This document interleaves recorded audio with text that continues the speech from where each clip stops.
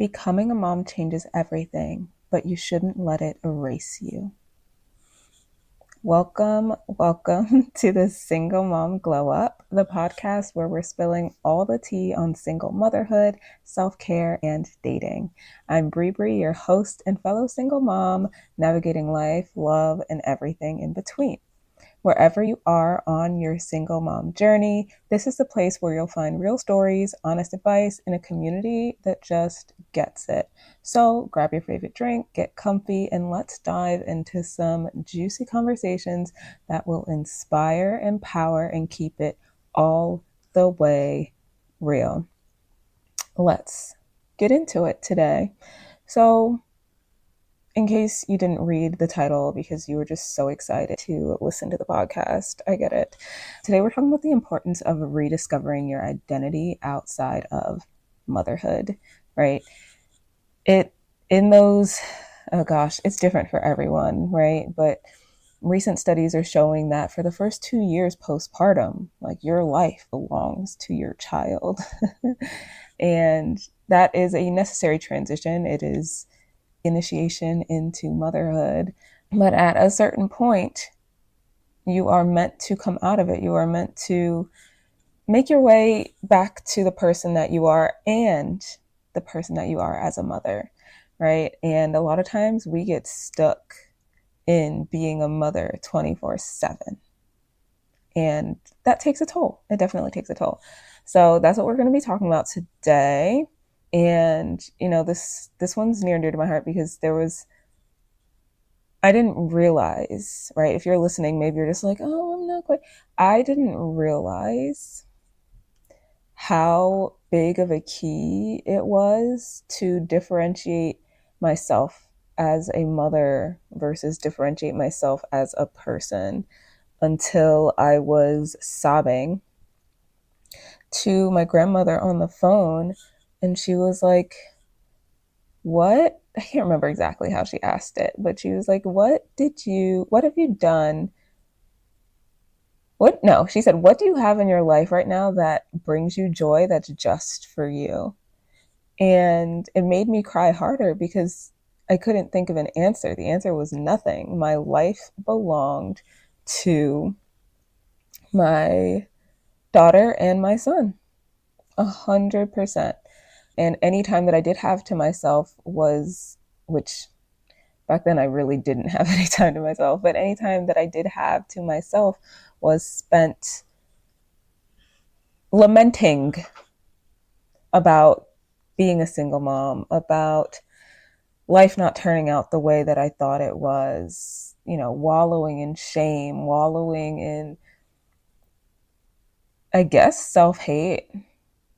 It wasn't like a loud and, you're a terrible person kind of self-hate. It was a very quiet, not taking care of myself kind of self-hate. Maybe more of a self-neglect than a self-hate. Yes. So this is near and dear to my heart because that conversation cracked me open. It made me start to learn how to prioritize myself. That was a solid 5 years ago, and I didn't necessarily learn how to do that just immediately from that. It was definitely a journey. But that was the start of it. So, if you're like me and you want to know like where and what, and obviously I'll have this outlined in the description, but we're first going to talk about why your identity outside of motherhood matters. We're going to talk about some common challenges to rediscovering your identity. We're going to go through the actual steps to rediscovering your identity. These are steps that I use to reconnect with myself, which is funny that I keep saying reconnect because motherhood does change you. So the person that I reconnected with wasn't exactly the same person who I was before I became a mother, which for me, it was a very stark difference because I was literally 19 years old when I became a mother and didn't actually start doing this until I was about 24, 23, 24. So a lot of just developmental growth happens during that time period that changes you a lot as a person, usually with that frontal lobe still developing. But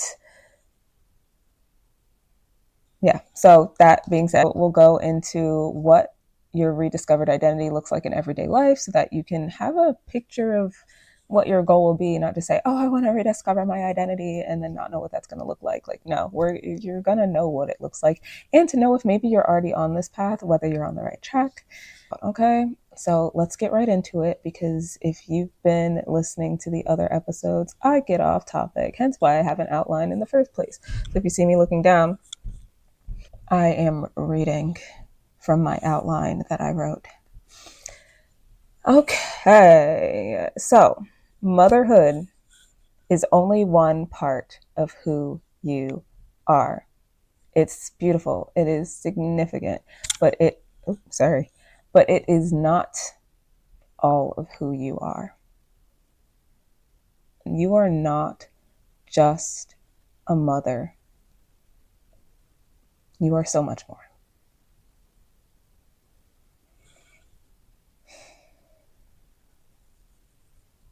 Okay, it also benefits, I'm going to put my therapist hat on for a second.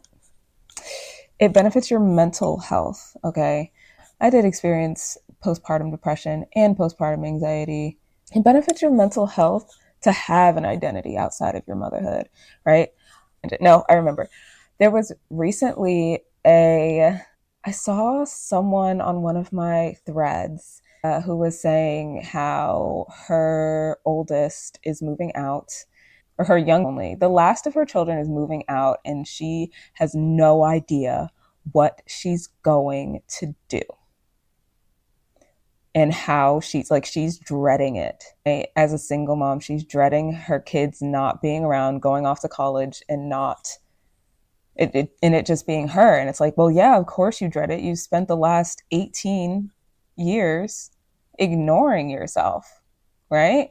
And so, if you don't know who you are, if you don't have a life or even an identity outside of being a mother, those things are terrifying. If you are hating other, if you're sending your kids to someone who you know is irresponsible and neglecting them, but you don't really have a choice because of course, ignore what I'm about to say. But if you're sending your kids to their dads every other weekend and you're like, oh my gosh, I miss them so much. Like I'm sobbing because they're gone. And you don't have an identity outside of motherhood. And I'm not saying that to shame you or anything like that.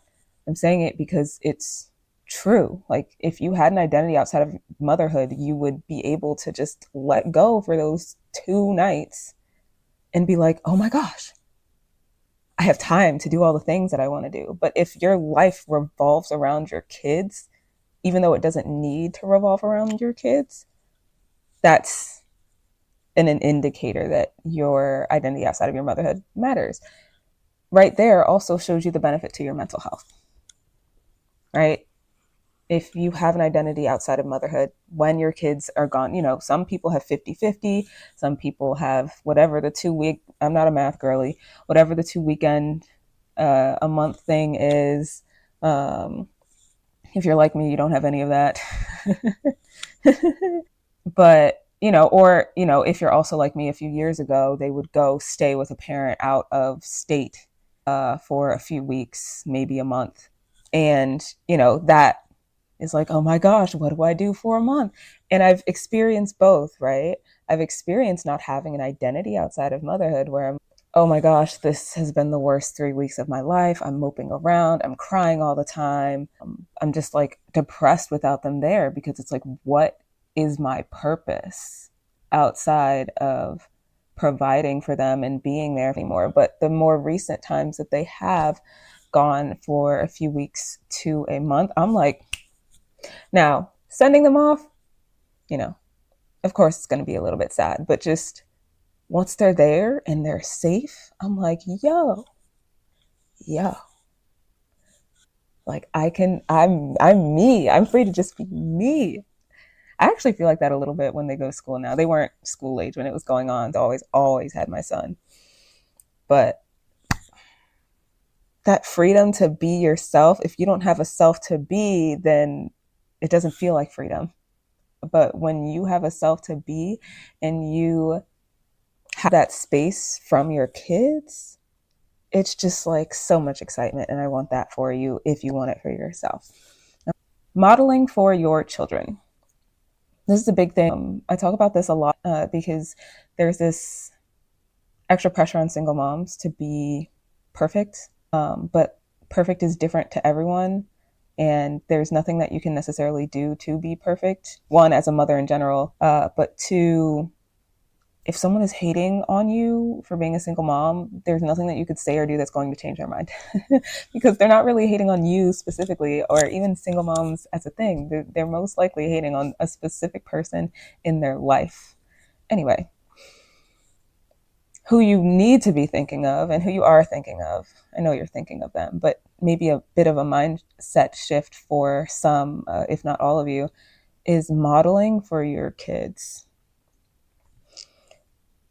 They are going to benefit from seeing you as a whole person, someone with passions, hobbies, dreams, your own identity, and the boundaries to maintain those things so that they can be someone like that, right? But if they see you consistently going against your own boundaries, not having anything to do, leaning on them for emotional support, and just overall only being a mom. They don't get to see what it is to be a full individual, right? They only see you as their mother, and if it is having a negative impact on your mental health, to be that and all of that, and only that, I mean, then that's what they see. And that's not, like I said, I'm not sitting here like shaming and being like, you shouldn't be depressed about this. No, like if you're depressed, it makes sense. Like being a single mom is not easy, okay? But moving towards building up your own identity can help you step out of that and help model something different for them in the long term, piece by piece, not all at once. Okay, you already have enough on your plate. And then finally, long-term fulfillment. And this is what I was kind of getting at with that example of the mom whose kids are now off to college. Rediscovering your identity helps you avoid any resentment, any guilt, and then feeling lost or super lonely as your kids grow older and become independent, right? Like you are a whole person. Yes, you're a mother, but you're a whole person as well. And so it matters. You have to. You have to. I don't even like to say that to people, especially my demand avoidant self. But you have to. You have to build your identity. All right. So, what are some common challenges, right? Because I'm sitting here talking about why it matters, right? But we need to get into the challenges, so that you can notice if you have this specific challenge so you can overcome it. All right. Common challenges. Mom guilt. Feeling selfish for wanting time for yourself. Raise your hand if you have ever experienced mom guilt, but don't do it too fast because it will cause a ripple effect. Basically, there's so many people who most, if not all, moms experience some form of mom guilt. And sometimes that mom guilt can be stronger or more pervasive as a single mom because it's just you. And there's a lot more pressure if it's just you. And so wanting time for yourself as a single mom feels worse than if you have a partner to kind of give the responsibility to because they very much did help you make that, right? Or, if they stepped in, they've assumed some responsibility. So that is a big one, right? And I always say, leave mom guilt at the door, throw it out. Like if you are honestly trying to level up and glow up as a single mom, you just have to leave the mom guilt. The best way that I do it is to remind myself that one, mom guilt usually is not how I feel about motherhood, or actually it's not true. It's someone else's projections of what motherhood should be. And that someone else is just usually spouting the same like traditional like toxic patriarchal way of viewing motherhood. Who are you touting this white cis male way of thinking of things in motherhood? Like what? That has nothing to do with you. Shut up. Basically mom guilt, shut up. I don't have anything to feel guilty about. I'm here. I'm doing the damn thing every single day. to the best of my ability. Therefore, to help me be able to do that, I have to take care of myself, right? I have to have my own identity to take care of myself. I have to know who I am outside of being a mother so I can step away from being a mother. The same way you have a job, you can't do that job 24/7 and still be good at it. You can't. Like, you have to leave work. There are laws around that. There aren't laws around mothering, right? But if you try to get your nanny to nanny 24/7 and not pay them six figures, you're going to have a really hard time finding a nanny, right? Because it is a job, it is work, it requires of you. And so you have to take time to establish your identity, to know how to take care of yourself. Societal pressure. There is an unspoken expectation for moms, especially single moms, to prioritize motherhood over everything. But there's also the piece of, if you are working, you're also somehow expected to be able to work and to not have to take time off and all of that stuff, right? So you can challenge this notion and be a multi-dimensional mother, right? I mean, you are that already. You're already doing that. And so you can shift it a bit for yourself, for your own benefit. It's okay to do things for your own benefit, to rediscover your identity and actually level up. It seems counterintuitive if you are subscribing to mom guilt, if you're subscribing to societal pressure and some of the other challenges, to lean into taking care of yourself and learning about yourself and prioritizing yourself. But doing those things will make you a better mother. Time constraints. It's really hard to have you time, right? Like, as a single mom, especially if you're doing it all on your own and have zero support, it can be really hard to carve out your own time. I do have, just, if you don't already follow me on Instagram and mainly TikTok, don't follow me on Instagram, follow me on TikTok and Threads. And I post a lot of tips about like time saving and all, how to take care of yourself and how to infuse things into what you're already doing to improve your quality of life when you don't have time. And then fear of judgment. This is a big fear of judgment. Oh my gosh. So depending on when you're hearing this, it is now November 2024. It was around November 2022, but it actually started in October 2022. 2 years ago, I shared a post that went viral on Instagram. And I thought that was exactly what I wanted, but it went viral because it was very relatable for a lot of single moms. But it was also something that people who aren't single moms and or who hate single moms could easily project their hate onto.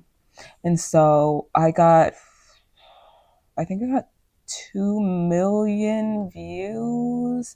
I had like random people commenting. I had celebrities commenting and liking and sharing, and it just kept blowing up and blowing. I mean, even I just got a like on it today, and it was 2 years ago. So anyway, that judgment, I was not expecting the level of judgment that I got for simply sharing my feelings about something that had happened in my life that a lot of other single moms have had happen to them that they also related to. But there was so much unnecessary, like twisty, turny, mental backflip hate on it. And it shut me down. I basically, up until recently, didn't use Instagram heavily since. I tried to go with the momentum maybe for a couple more weeks, but once it really hit for me, like that judgment, I was just like, I couldn't think of things to post. I couldn't, like, it created this huge creative block for a while. And so I had to let go of the fear of judgment. And what helped me do that was things happening in my personal life, with, family, like extended family, a friend group kind of dissolved. It was nothing that I did that was wild or out of pocket. I just set boundaries. And then, people who don't like you setting boundaries show themselves. And so that's what happened. And when that happened with the same grandmother who gave me that great advice, right? Like she gave me that great advice, and, you know, something not so great happened a while later. People are complicated. It is what it is. I don't even, sometimes you just got to set boundaries with people and love them from a distance. And so that's what I chose to do, because it's like, you hurt me, you didn't apologize, but I'm not going to subject myself to that anymore. But it doesn't make me love you any less. Like, I still love her very much. It wasn't an easy decision, but I'm also very selfish about myself when it comes to love and care. And so basically, from those things, I was afraid of being labeled as a bad mom or neglectful or, you know, not just whatever, right? In the case of the thing with the extended family, it was more so that I was afraid of being seen negatively for something that wasn't negative, but like still being perceived that way. So the point is, I encourage you to let go of outside opinions and focus on what you and your kids need the most, which is joyful and authentic love. And if you're afraid of judgment from others that don't really, like, are they raising your kids? Because if they're not, their judgment doesn't matter. But that doesn't take the fear away per se unless you work on it. Anyway, all right, let's get into these practical steps to rediscovering your identity. Okay. Revisit the things that you liked in the past, old hobbies, old interests, passions you had before you were a mom. What did you enjoy that brought you joy or fulfillment, however small? It could be small things, it could be big things. One thing for me was tennis, something that I've always, always, always wanted to get back into. For some reason, I find it difficult to do cardio. I actually did get back into tennis 2 years ago, and it was so great. Oh my gosh, it was so lovely, and it was like wonderful to see how my, body, my muscles remembered how to do things. But when I got home, or on the way home, it was like my body was buzzing with so much energy that it made me like feel panicky. And I was like, I could push through this. I could go back into tennis a few more times and see if this is just like a one-time thing, a two-time thing, a three-time thing, or a forever thing.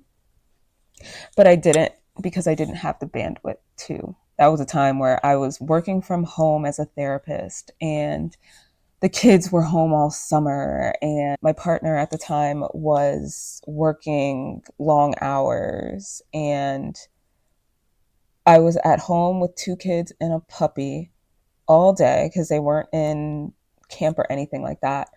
And I was balancing working, and I was also baking and like doing shows on the weekends. It was just so much. I didn't have the bandwidth to like see if tennis could fit. But that gets me to the other thing, baking. And it turned into something way bigger than just baking as a hobby, funnily enough. But that's something that I've always loved. I still love it. And even when I talk about baking, it's like my whole spirit lights up because I just love it so much. And so I revisited that, and that turned into a whole side business because I ended up selling it because people were just like, this is so good, you should sell it. And so I tried it, and selling it was so fun until life circumstances changed. And so I don't have access to being able to sell it right now, which sucks. But revisiting those past things, I've been baking since I was 13 and playing tennis since I was 10. I played from 10 to 18. And then baking, I've done on and off, but basically stopped when I had kids for a while. So revisiting those past things. And then if you don't have those things, or if everything ends up like tennis for you, you can explore new passions. Okay. Be open to discovering new things, things that you've always wanted to try but never really tried. Maybe that's dance classes, getting into reading or plant parenthood, even maybe solo travel, especially if you're like a 50-50 custody schedule kind of girly. Rediscovery isn't always about going back. And I kind of alluded to this at the beginning, especially if you've changed a lot as a person in general and just haven't realized it yet. Sometimes it's about finding out who you are now as opposed to going back to who you used to be. Okay. And then set small goals, micro goals, especially if you are neurodivergent like me, or just otherwise need things to be bite sized. Maybe your life is super busy and making big changes takes too much out of the things that are a priority for you, although you should be your priority as well. But setting small goals for personal development, choosing one area at a time, whether that's your health, whether that's your career, pursuing the career that you actually want to be in, whether that's, going for new schooling or more schooling or initial schooling, or whether that's creative projects, and then set small, achievable goals, not just to reach the goals, which that is part of it, but to fuel your sense of self.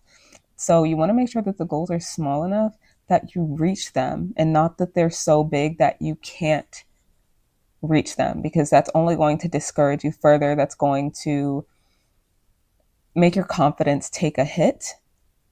And you don't need that right now. That when you're literally just trying to connect with your identity as a single mom. Okay. And then this one is major. If I haven't said it, is self-care and boundaries. Okay. It is incredibly important for you to carve out time for self-reflection, okay? Whether that's journaling, meditation, dancing, which is my new fave, anything that allows for self-growth, emphasis on self.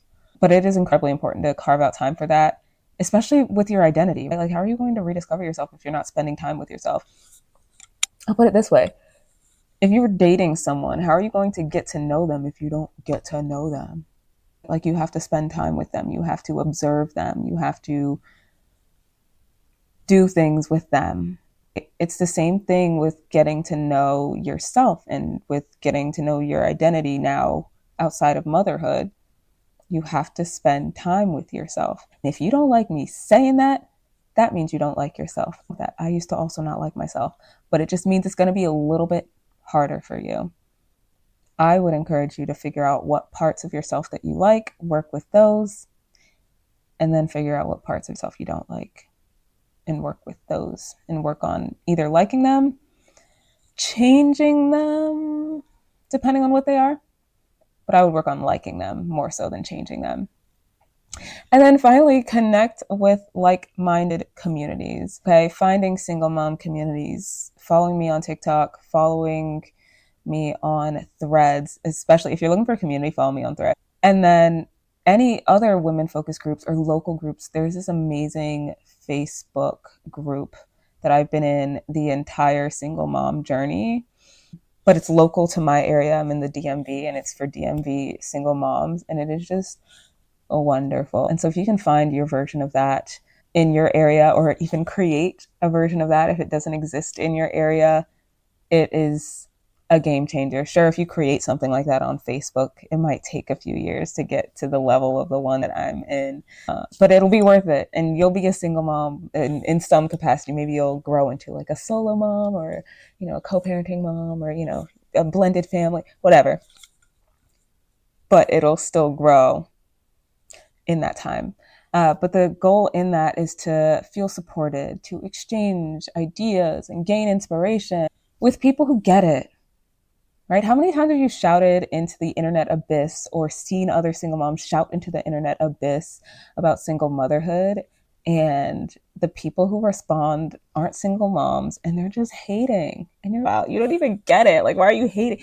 But that's what happens, right? And so to find spaces where you can go through this kind of clumsy journey of reconnecting with your identity outside of motherhood, but they also get what it means to do that, or they're on that same journey themselves. Game changer, game changer.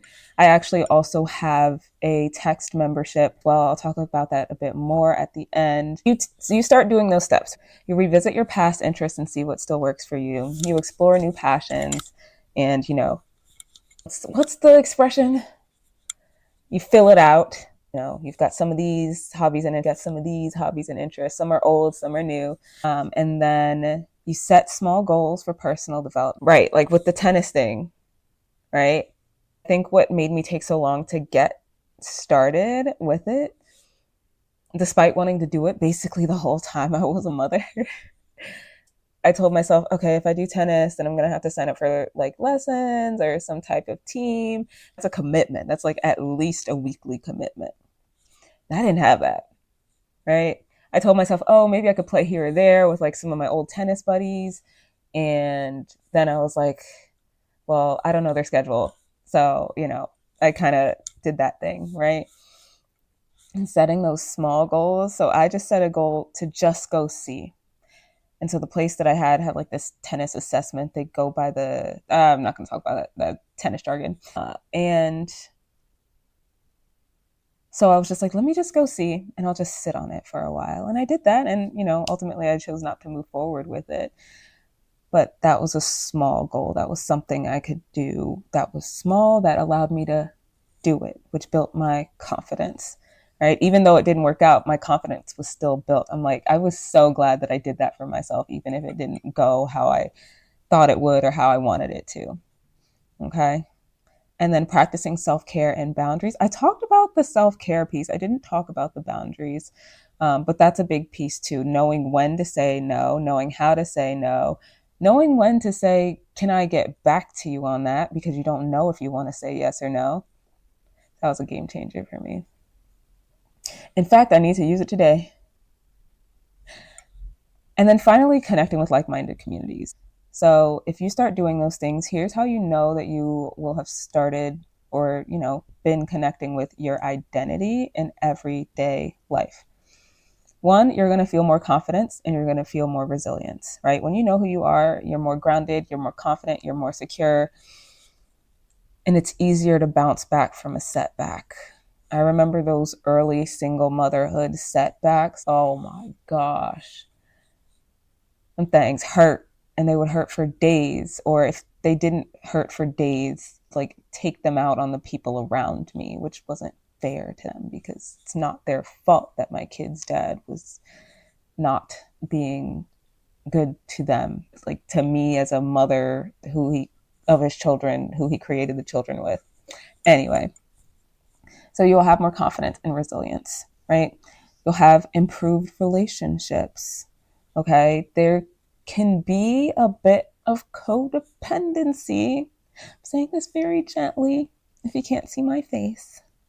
There can be a bit of codependency when your entire identity is steeped in motherhood. And then there can also be the flip side, but what I usually see more often, and what, if you are into the things that I say, what you're most likely dealing with is codependency, in the sense of like, you're so used to giving of yourself at your own expense that you probably aren't even realizing the extent to which you are giving at your own expense. You desperately want someone else to do for you what you do for your kids, but also likely other people in your life, whether it's bending over backwards for the career, bending over backwards for the people you date who probably tend to be more avoidant, or just bending over backwards for friends, for family, especially if you are the firstborn daughter in many cases. And that can become your identity, right? If you've always been the mom friend, if you've always been the caretaker, and motherhood is just you now doing that for your actual children, but you've been doing this for people your whole life in some way, you're probably very disconnected from your own identity. And that creates a certain codependency. So, and codependency is not good for your relationships. The same way that narcissism is not good for your relationships. It's just that the driving factor behind both is opposite. So when you have rediscovered your identity on some level, it will result in improved relationships, especially if you get into the self-care and the boundaries, which is why I push those so hard. So you'll have a stronger sense of self, which will allow for healthier, more fulfilling, more authentic relationships with family, friends, and partners, because that codependency leads to resentment, and resentment is like a terrible, terrible blight on relationships, especially unspoken resentment. Another way you can tell is you'll just have a better sense of happiness and inner peace. You'll know that you're more than a mom, and that will give you permission to find joy and peace in your daily life with your kids, right? And without your kids.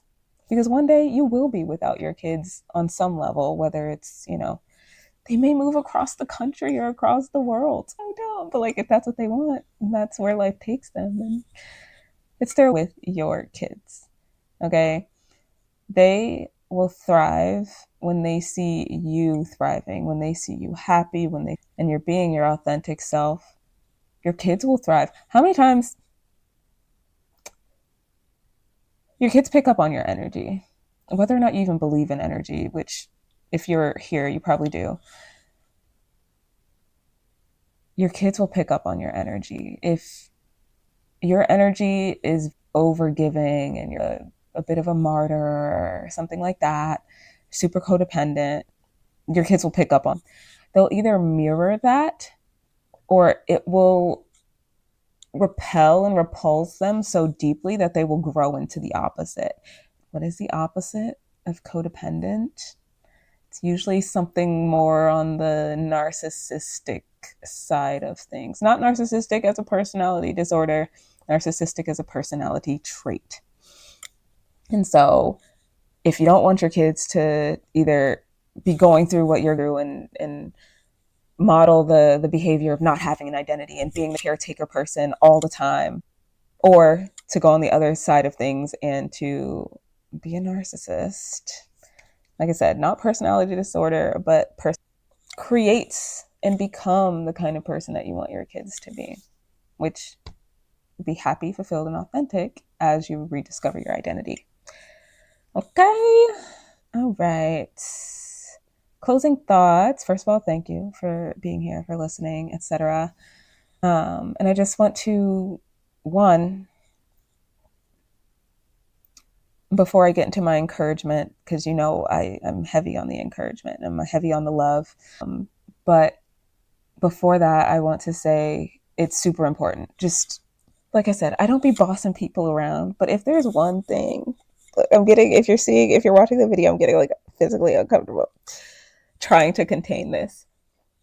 If there is one thing that you do change about your life as a single mom, it is at least connecting with your identity. You can just never listen to this podcast, never listen to anything else that I ever say ever. If you were to do one thing, not even as a single mom, like if you happen to be like a married mom, or even just someone who identifies with that, oh my gosh, I'm the mom friend, I've been the mom friend my whole life, or I've been taking care of my family my whole life. Please connect with your identity. On y'all, like just do it. Just do it. So I want you to take the first step, whether that is making a list of the things that you want to try for the first time or revisit. Yeah, I would say start there. And then also the community piece. I think that's key. And so that's where I'm going to get into talking about the Single Mom Sanctuary. If you are looking for daily encouragement, self-care reminders, and a community that gets you overall, I want you to consider joining the Single Mom Sanctuary. It is literally $10 a month. I'm keeping it super accessibly priced because, as a single mom, I've been there. I get it. Like, ain't a lot of free money going around. Depending on where you are in your journey, you may have a lot of money, but a lot of us don't, and I don't want that to be the reason that you're not getting like this resource. Like I made this for you. So if that's something that you're interested in, definitely look in the description. I'll have the link there, and then we can just support each other in finding our joy and purpose outside of it.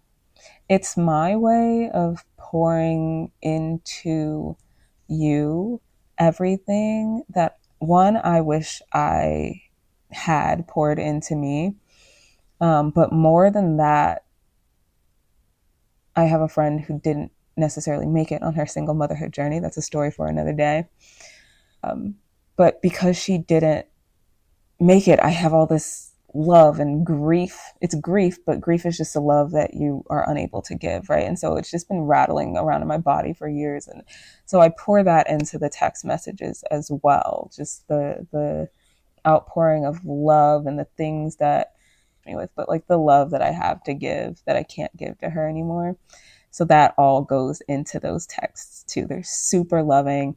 And then also, if for no other reason but to have your phone popping off, like just getting messages here or there, single motherhood can be really lonely, especially if, you're resonating with a lot of the things that I've said today. And, all your time does go to your kids. So you may not necessarily have friends. You may not necessarily be even dating anyone or on the dating apps, which I don't mind you. I don't mind you.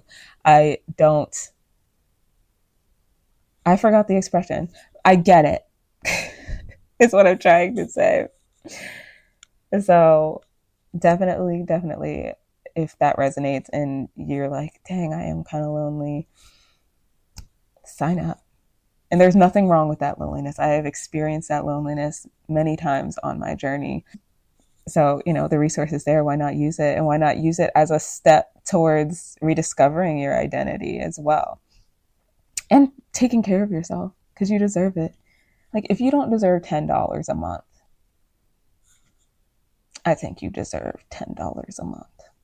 Like, you're worth way more, spending way more on yourself than $10 a month. So, that being said, thank you so much for listening. Once again, friendly reminder, take one step this week towards something that you love or rediscovering things that you love. Like if nothing comes to mind, take some time to find something that gives even just a little bit, just a teensy spark of joy. No guilt, no apologies, okay? Make sure you follow, share this podcast with a single mom friend who you think would resonate, and feel free to leave a review if you found the episode helpful or unhelpful. Talking about fear of rejection, I don't really have it anymore. So, and then once again, if you feel called to join the Single Mom Sanctuary, the link will be in the description. And yeah, thank you so much for your time, for your energy. Yeah.